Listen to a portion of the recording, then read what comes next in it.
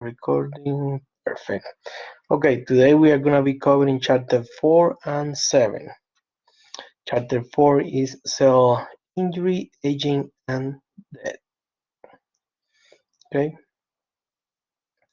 reversible cell injury, that means that you could recover from those type of damage.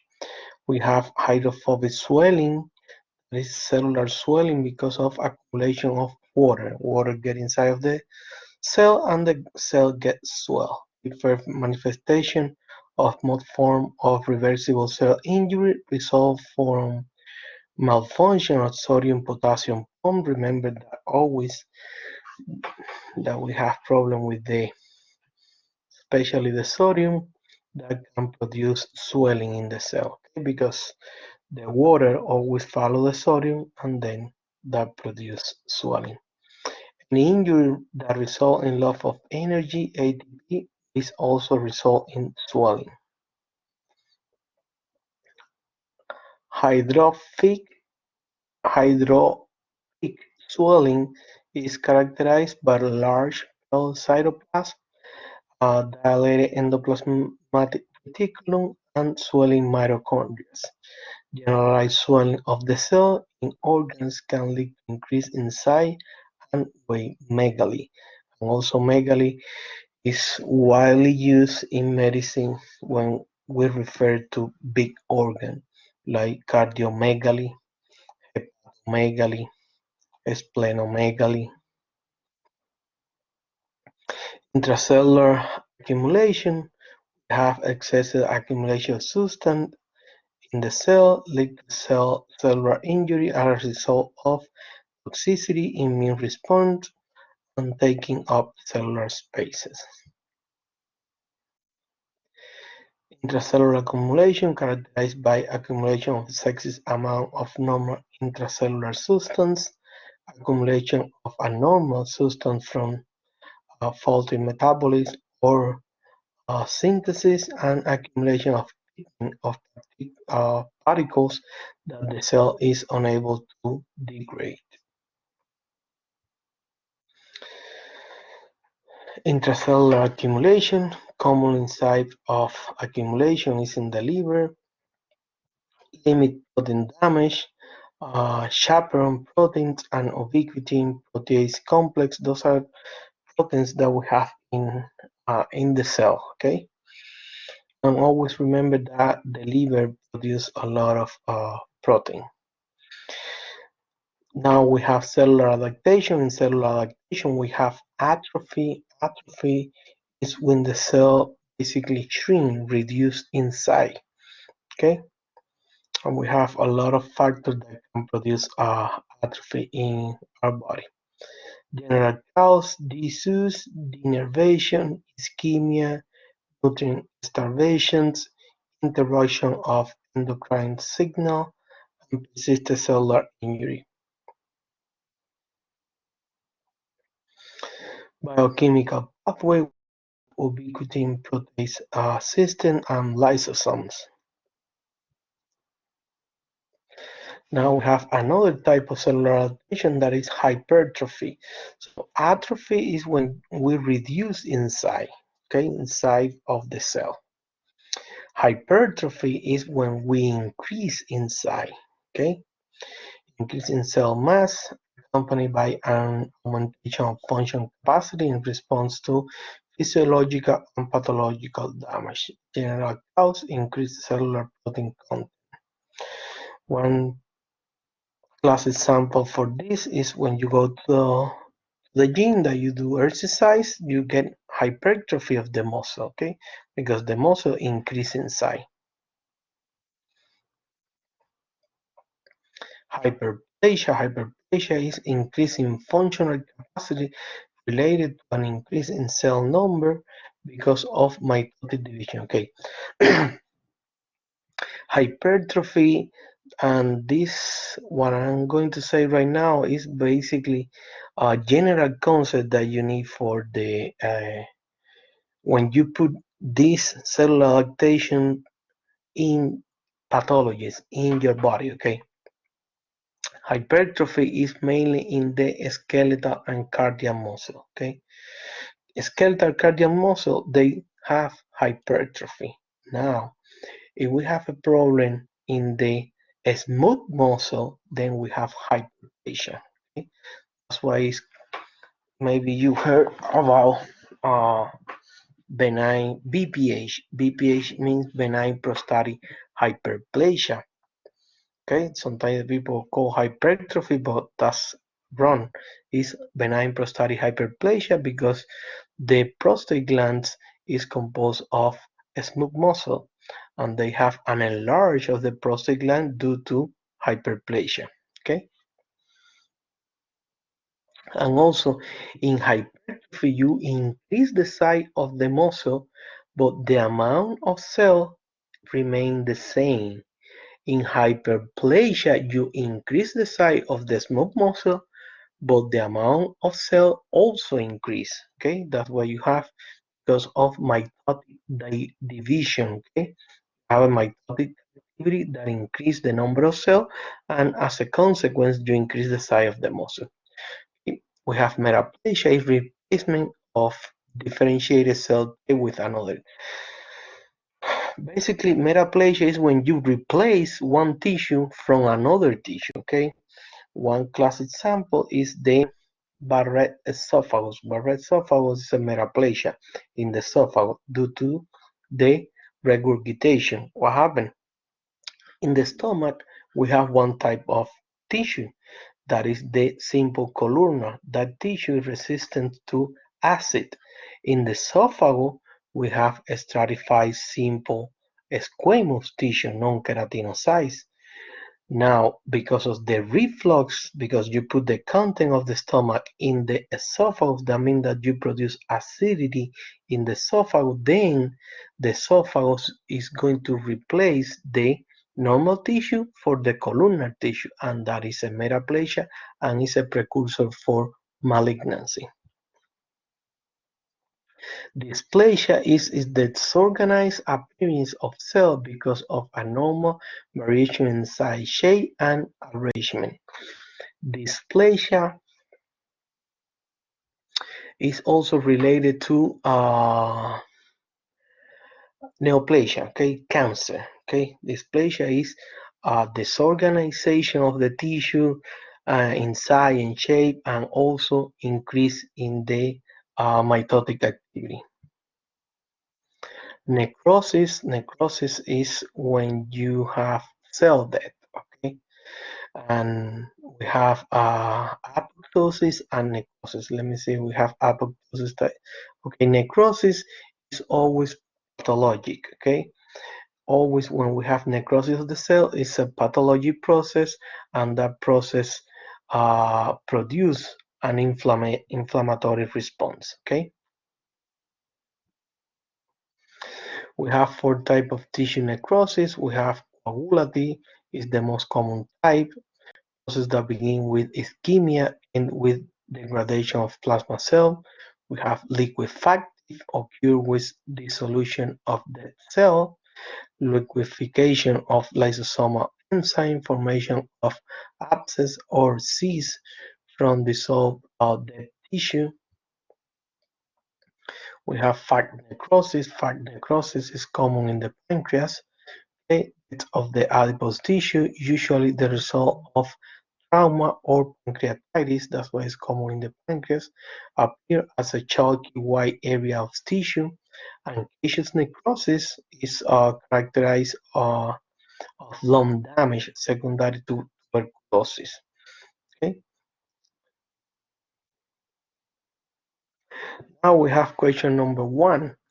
Which type of irreversible cell injury initiates an inflammatory process? Who knows the answer?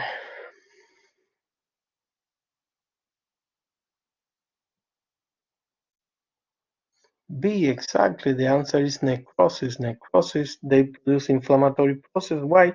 Because there are migration of the cell and a lot of process going on in the body. Okay. Apoptosis is a programmed cell death we are going to cover right now. And one of the main difference between apoptosis and necrosis, because both are when the cell dead, okay, is death of the cell, both of them. The problem that in necrosis you have inflammatory process and it's a pathology process. In apoptosis you don't have inflammatory response and it's a physiology process, okay. Gangrene is a cellular death in a large area of tissue result from interruption of blood supply to a particular part of the body. We have dry gangrene, we have different types of gangrene, okay? We have dry, we have a wet, and also we have gas gangrene. Dry gangrene, form of coagulative necrosis, a type of coagulative necrosis characterized by blanketed dry wrinkled tissue separated by linear of demarcation from healthy tissue. We have wet gangrene, form of liquefact necrosis, a type of liquefacting necrosis typically found in internal organs, can be fatal. And gas gangrene is due to a bacteria, Clostridium. It's a type of Clostridium. It is an anaerobic bacteria that they damage the tissue, okay, and produce bubbles. That's why it's called gas gangrene. Apoptosis, we have right here apoptosis. Remember that is there is no inflammatory process in apoptosis. It's a programmed cellular death, and it's a physiologic process inside our body. Okay, you remember inside our body we have the cell. Inside the cell we have organelles, and sometimes we have to kill the organelles because they are dead or because they are not working properly, and then you do the apoptosis. Also, sometimes we have cells that are not working properly or they are getting old, and then we in our body we have a process that we kill that cell, and it's the apoptosis. Okay.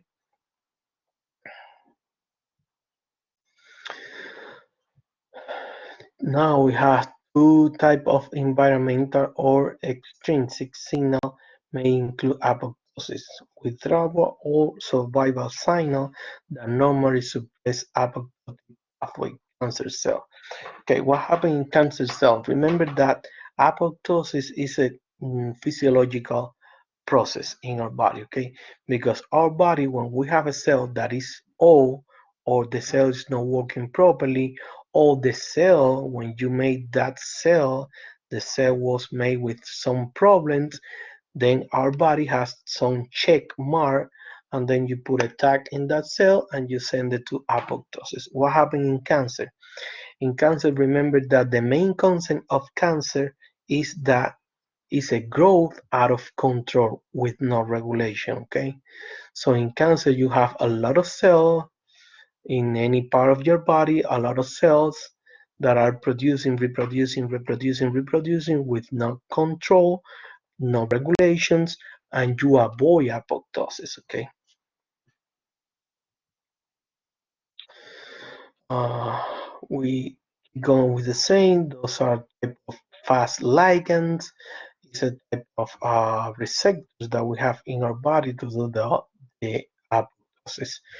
Also in our body, we have this type of protein P53 and also the RB, that is the retinoblastoma gene.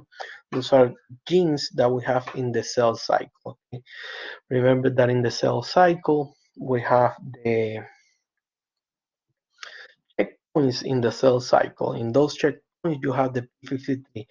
P53 is only going to check if the cell is doing good and is the cell is replicating properly. Okay, is that gene, that any damage, any problem in the cell, then they put a tag and you kill the cell. In cancer, sometimes you have a mutation, damage to the 53 or the RB retinoblastoma, and then you develop the cancer.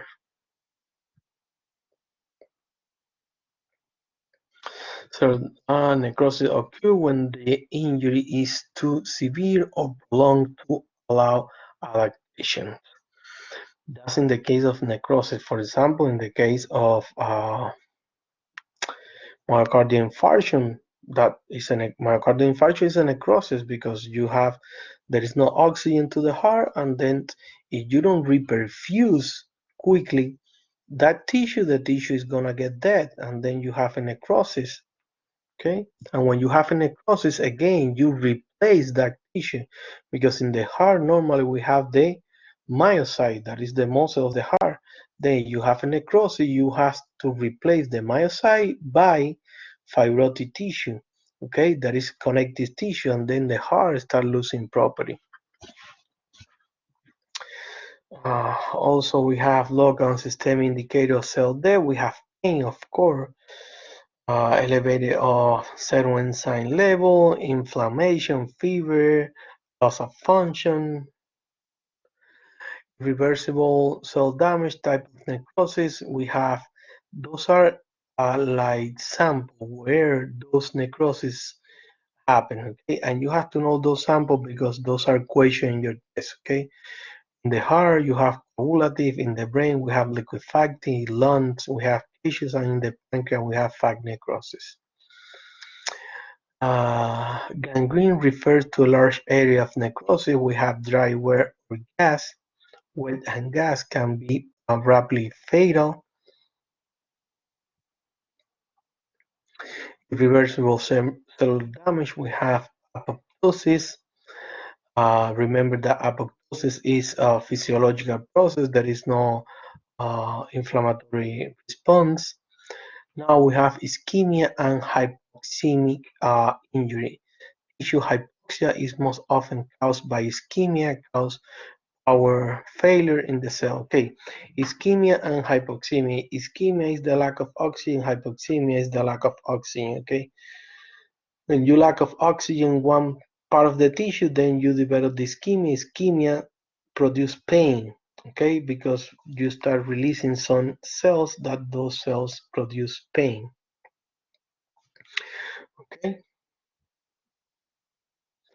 in ischemia, cellular events lead to lactic acidosis, cellular protein and enzyme become more dysfunctional to the point that ischemic injury is irreversible. Okay, reversible means that you have necrosis. Okay, ischemia reperfusion injury. Ischemia reperfusion injury means that you have one part of your body that you have lack of oxygen, that is hypoxemia. That hypoxemia leads to ischemia, and then you reperfuse that tissue. When you reperfuse that tissue, that means that you put oxygen back to that tissue. That oxygen is they make free radicals, and those free radicals sometimes can produce damage to that tissue. And we have question number 2. Reperfusion injury following an ischemic episode result in further tissue damage because of.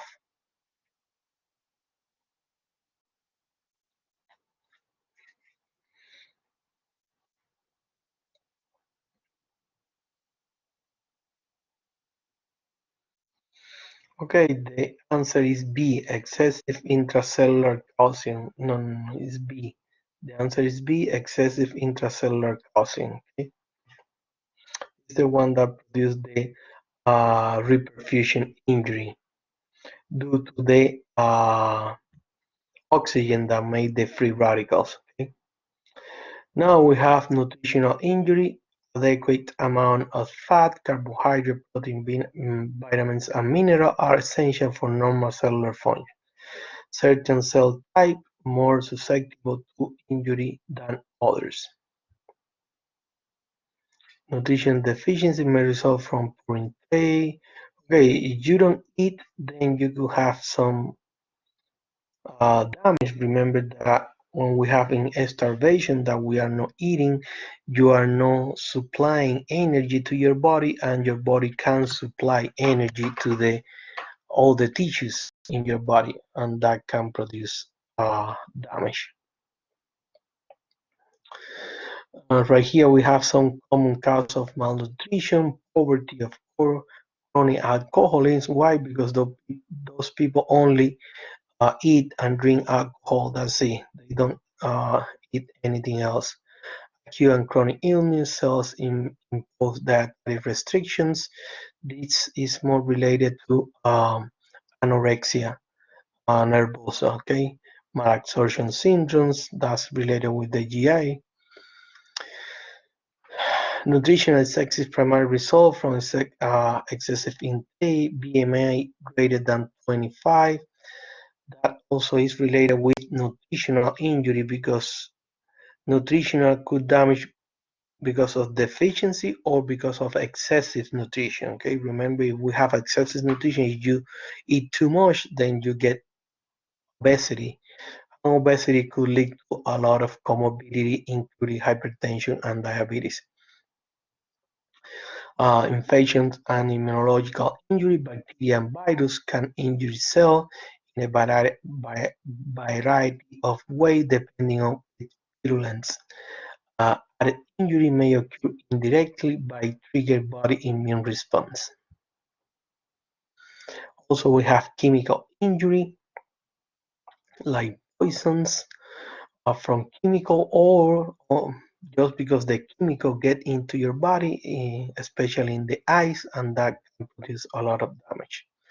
Physical and mechanical injury factor, extreme in temperature, abrupt change of atmospheric pressure. That, of course, there is in the pressure, you are gonna get damage to your ears. Mechanical deformation, electricity, ionization, radiation, cellular basis of aging. Cumulative result from two factors cause cellular and molecular damage.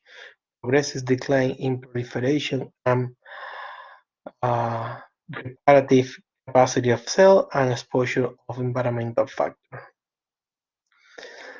Cellular base of aging, responsible mechanisms, DNA damage, uh, reduced proliferative capacity of the stem cell. Stem cell is the one that has the ability to make new cells. Okay, if you have damage to the stem cell, then you can produce new cells. So that means that you can replace the cell that is gonna be dying, and then you have accumulation of metabolic damage.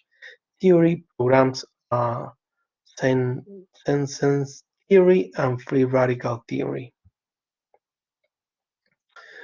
Physiology change of aging, age-related decrease in functional reserve, inability to adapt to environmental damage. When you are getting old, basically most of your function are gonna go down, okay? A patient who is 85 years old report to a health care provider every year for a flu shot. This is an important prevention intervention because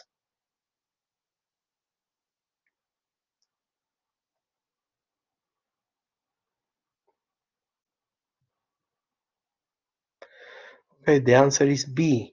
Okay, telomerase is an enzyme that increases the telomeres. Telomeres is one part of the chromosome, so it's not related with this. Rigor mortis is after death. You have the rigor mortis. Radiation sickness can make the flu and aging worse. It's not related with that, so the answer is B. Somatic death of the entire organism, no inflammation or immunologic response occur prior to death. General features, sensation of respiratory and heartbeat. Okay,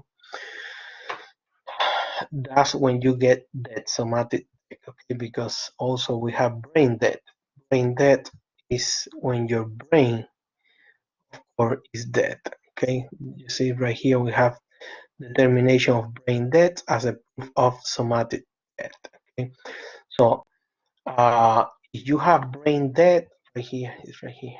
You have brain death, there is no going back to life. Okay, and that's extremely sad. It's extremely challenging situation when you are in the hospital that you have a patient that is brain dead, because most of the time those patients are connected to machines like ventilators, and the body, you keep the body alive, but the patient is already dead because the brain is not working and is not gonna recover any functions. And sometimes the people get confused because we have different type of level of consciousness.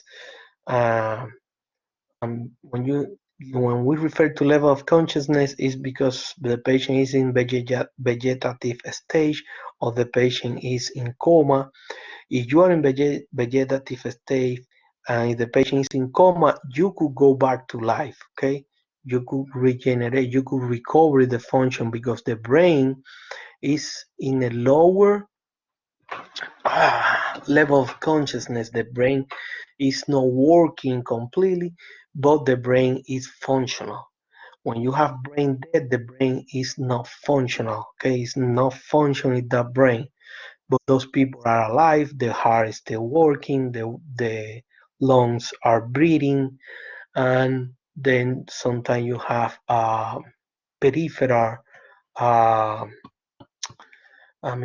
these reflexes, okay? You have sometimes peripheral reflexes, and then the people confuse that the patient is moving the arm, is moving the leg, and it's due to the peripheral reflexes. But the brainstem reflexes, all of them are gone because there is a brain dead. And we finish right here with chapter number 4. Any question from this chapter?